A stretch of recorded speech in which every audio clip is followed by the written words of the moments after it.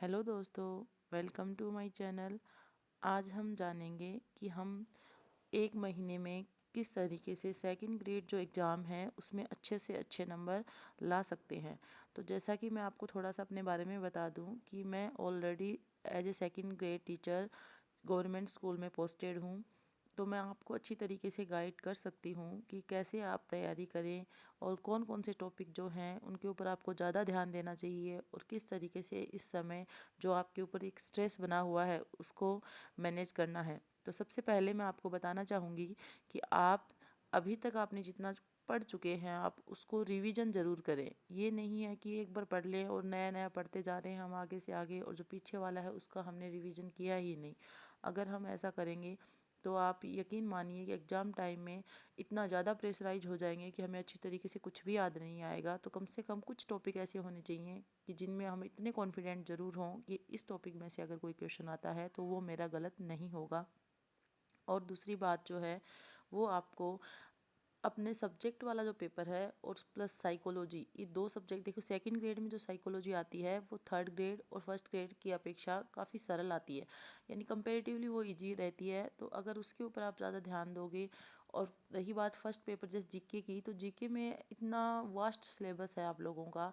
तो इस टाइम जैसे जो कि एक तो करंट है और दूसरा आप अगर पढ़ना चाहते हैं तो अभी नया कुछ मत पढ़िए, जितना आपने पढ़ा हुआ है उसी का ज़्यादा रिवीजन करिए। उसमें ज्योग्राफी वाला पार्ट है उसके ऊपर ज़्यादा फोकस कीजिएगा, क्योंकि जो पॉलिटी है उसमें तो क्वेश्चन इस तरीके से आ रहे हैं कि आप चाहे कितना भी पढ़ लो, यानी जो पॉलिटी सब्जेक्ट के जो सब्जेक्ट वाले बच्चे हैं उनको ही बहुत डिफ़िकल्ट होते हैं, उनके लिए ही पॉलिटी का पेपर तो इतना हार्ड बनाने लग गए हैं पॉलिटी का पेपर। तो उस पॉलिटी के ऊपर टाइम आप ज़्यादा ना दें। हाँ, ये बात अलग है कि आपको बहुत अच्छी आती हो या फिर नॉर्मल जो क्वेश्चन है जैसे राष्ट्रपति से, तो ये ऐसे सवाल आप ज़रूर कर लें, लेकिन बहुत ज़्यादा आप इन डेप्थ जाके पढ़ने की कोशिश ना करें, क्योंकि इतना डेप्थ क्वेश्चन आ रहे हैं कि जो इतना पढ़ना पॉसिबल नहीं है एक बच्चे नॉर्मल जो कैंडिडेट है उनके लिए।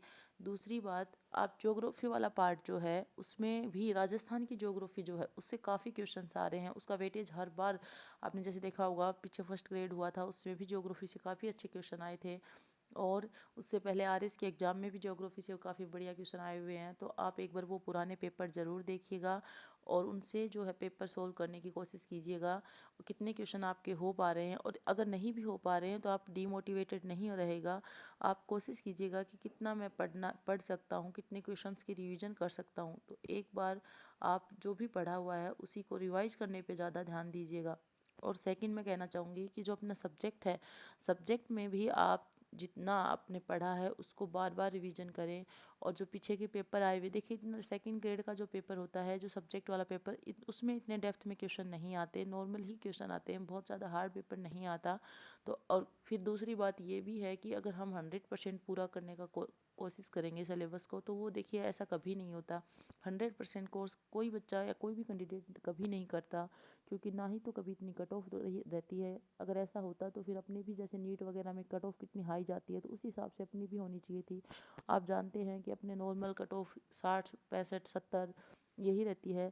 तो इस हिसाब से ही आप अपनी तैयारी करें कि कुछ पोर्शन जो आपको हार्ड लगते हैं अगर आप उनको स्किप भी कर देते हो तो भी कोई प्रॉब्लम नहीं है। ऐसा नहीं है कि आपको सब कुछ ही पढ़ना है और सब कुछ ही याद करना है। जो टॉपिक्स आपको अच्छे तरीके से आते हैं और जो नहीं भी आते हैं तो आप घबराएं ना, आराम से तैयारी करें।